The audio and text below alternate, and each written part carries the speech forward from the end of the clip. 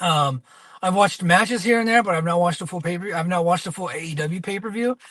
I've watched matches here and there, like All In. I watched like 3 or 4 matches, and then Forbidden Door, Permitted Door.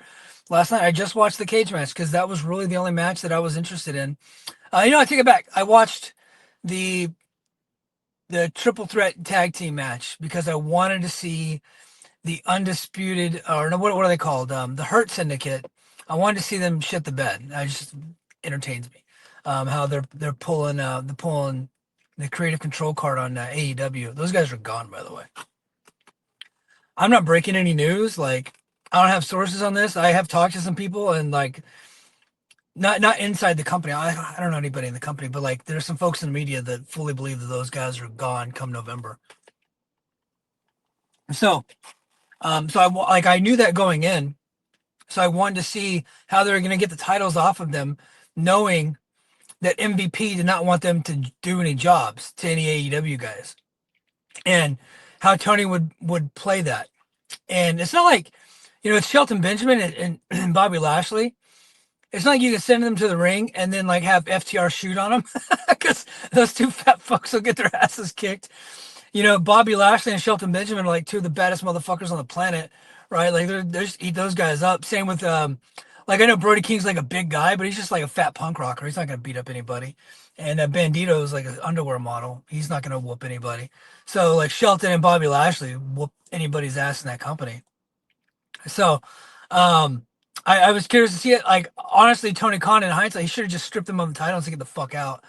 But instead, sent them out there. They do the match, and then Ricochet's new group came out there, distracted them, and chased them away. And next thing you know, FTR gets pinned by I think it was, I can't remember if it was Bandito or Brody King, but so now Brodito, which is a terrible tag team name by the way, are your new AEW tag champ. So I thought that was interesting. I just want to see that. Um, and I'm a sucker for lights out matches. I'm a sucker for AEW crazy stadium stampede style matches. And so they did a lights out cage match. It's like count me the fuck in. So I wanted to watch that, and I thought the match was great. The Young Buck stuff obviously was stupid. I thought the Hanson spot, like at the beginning where they came out to their original theme music of Hanson, I thought that was great. And I know a lot of people are saying, "Oh, people are so stupid. They didn't know that that was their original theme song." I didn't fucking know that. Thank God Excalibur explained it to me because I had no idea. I thought it was just funny. I thought they were just I obviously they were pulling a prank, but I didn't know it was a callback to their indie days when they came out to Hanson. I didn't know that. So I'm glad Excalibur explained that shit because not everybody fucking knows everything about the goddamn Young Bucks. So I thought that was hilarious. The gummy bear spot, I thought that it was funny when they go to pour the bag out and the gummy bears come out.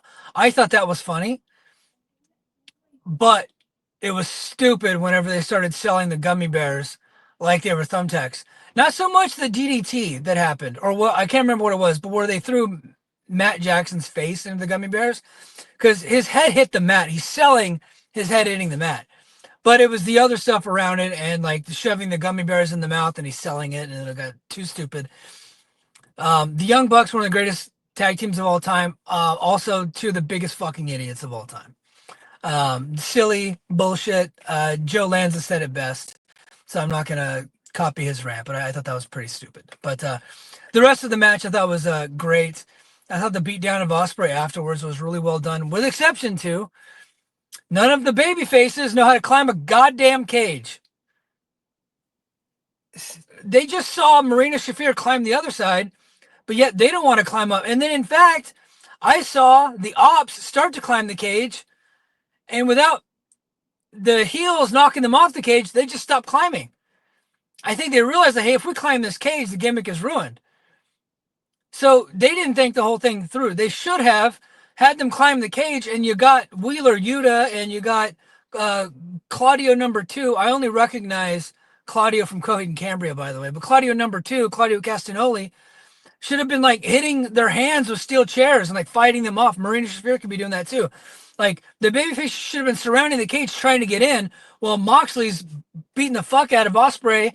The heels should have been fending them off with like weapons and chairs and making sure they can't get in, which is what you see in classic wrestling. Like that's not a new spot. Years ago when the Horsemen attacked Dusty Rhodes in the cage, right? Um, and oh God, I can't now. The match escapes. It was back in the '80s, but um, the Flair was a babyface at the time, and Dusty gets involved in the cage match, and then the Horsemen run down and they lock the cage, and they just beat the shit out of Dusty and fuck him up in the cage.